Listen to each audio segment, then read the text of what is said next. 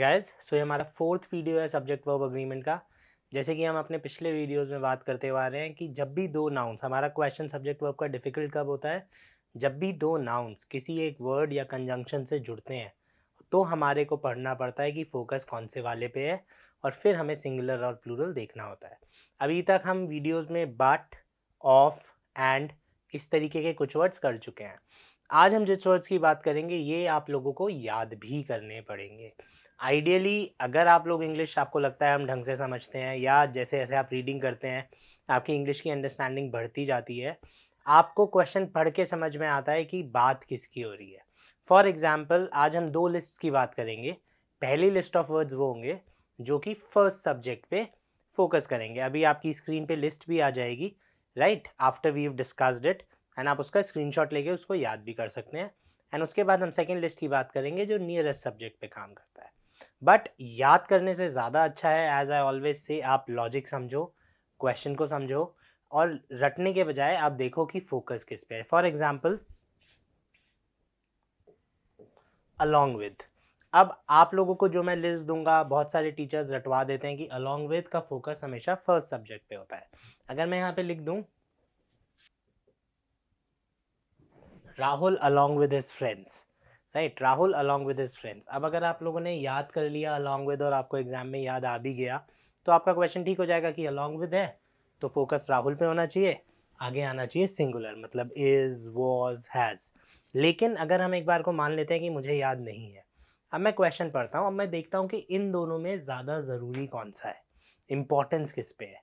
राहुल अपने दोस्तों के साथ आया, इंपॉर्टेंट कौन है, राहुल, है ना यार, वो आया और अपने दोस्तों को भी ले आया, तो फोकस किस चीज़ पे है यार, उसको बुलाया था, है ना, या वो आया था, तो हमारा फोकस किस पे है, इस वाले सब्जेक्ट पे है। ये कौन सा सब्जेक्ट है, सिंगुलर है, तो इसलिए आगे क्या लगेगा, सिंगुलर, जैसे is, was, has, etcetera. So the idea what I am trying to convey here is कि अगर आपको लिस्ट याद नहीं रहती है, आप थोड़ा सा भी दिमाग लगाते हैं तो आपको क्वेश्चन समझ में आ जाएगा। तो अब पहले let's have a look at the list. List के सारे वर्ड्स आप देख लीजिए।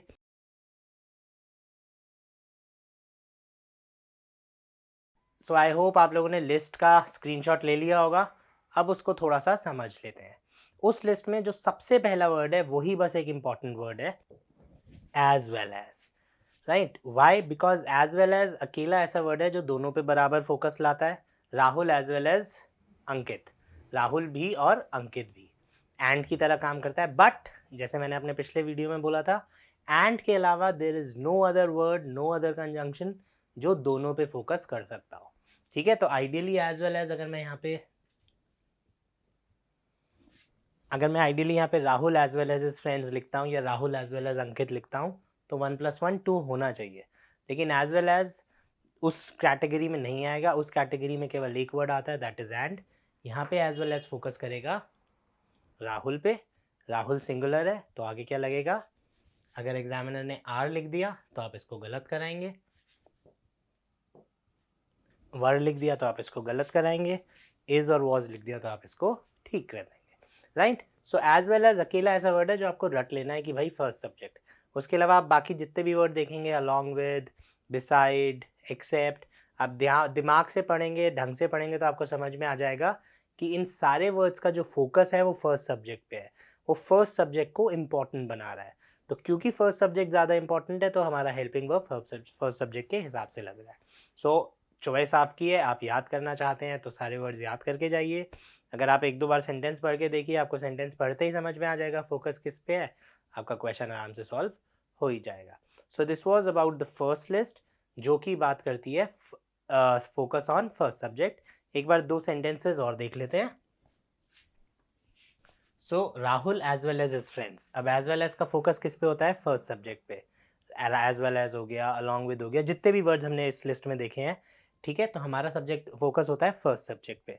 तो राहुल सिंगुलर है तो आगे क्या आया, is, was and so on. वापस his friends as well as Rahul, हमारा एज वेल एज का फोकस किस पे होता है, फर्स्ट सब्जेक्ट पे।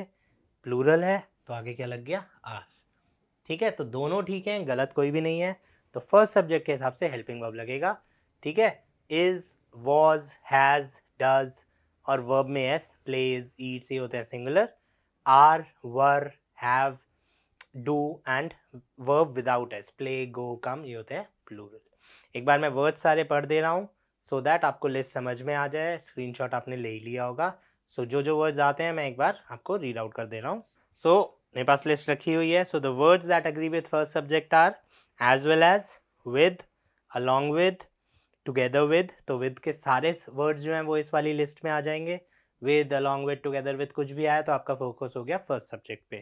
And not, in addition to, beside, except. अब बिसाइड और एक्सेप्ट की अगर मैं बात करता हूँ, बिसाइड मतलब उसके अलावा, राहुल बिसाइड हिज फ्रेंड्स, ठीक है, या for the Rahul besides his friends, या राहुल एक्सेप्ट हिज फ्रेंड्स।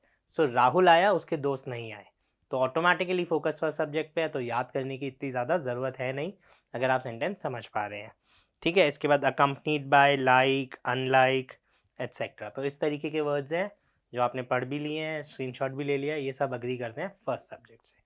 हमारा जो नेक्स्ट वाली लिस्ट है that is verbs that agree with the nearest subject. So let's have a look.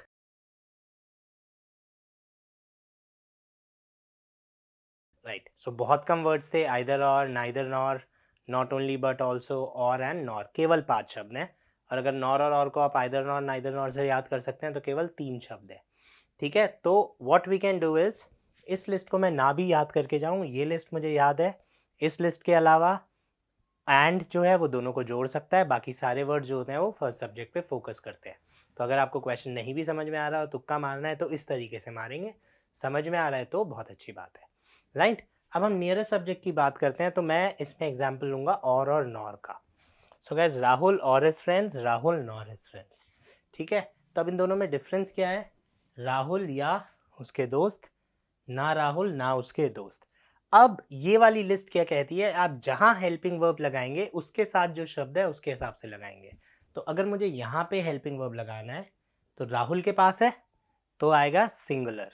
अगर मुझे यहाँ पे हेल्पिंग वर्ब लगाना है तो फ्रेंड्स के पास है तो आएगा प्लूरल, ठीक है। तो जिस शब्द के पास आएगा उसके हिसाब से लगेगा। तो लेट्स सी।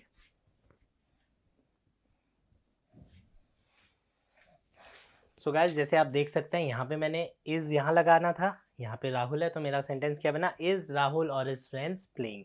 आर नहीं लगेगा, आर अगर एग्जाम में आया तो आप उसको एकदम से गलत कर देंगे।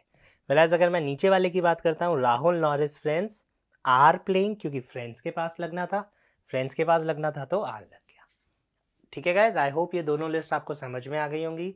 ये 2 लिस्ट इंपॉर्टेंट हैं बिकॉज मेजॉरिटी, अगर मैं एसएससी की बात करूं, 10+2 के बाद के एसएससी की बात करूं, तो इन दोनों लिस्ट में से एक क्वेश्चन ऑलमोस्ट हर बार आता है, आपको हर पेपर में दिखेगा। सीडीएस, एनडीए, सीजीएल, बैंकिंग में भी इन 2 लिस्ट से बहुत ज़्यादा क्वेश्चंस आते हैं। तो ये 2 लिस्ट, स्पेशली लिस्ट नंबर 1 आपको याद होनी चाहिए या आपको समझ में आ जानी चाहिए कि यार ये तो हाँ फोकस फॉर सब्जेक्ट पे है, इसलिए इसके साथ क्या लगेगा। बाकी उस एंड पे हमें हमेशा ध्यान रखना है कि 2 सब्जेक्ट शुरू में आ गए, चाहे किसी भी शब्द से जुड़े हुए हैं, 99% चांसेस है स्पॉटिंग एरर्स में कि क्वेश्चन सब्जेक्ट वर्ब का हो। Thank you guys. बाकी कुछ भी कन्फ्यूजन है आप मुझे कमेंट करो, I try and reply to each and every comment. आप मेरे को टेलीग्राम पे फॉलो करो, इंस्टाग्राम पे फॉलो करो, आप कहीं पे भी कमेंट करेंगे हमें, we'll try and solve your queries as well. Thank you.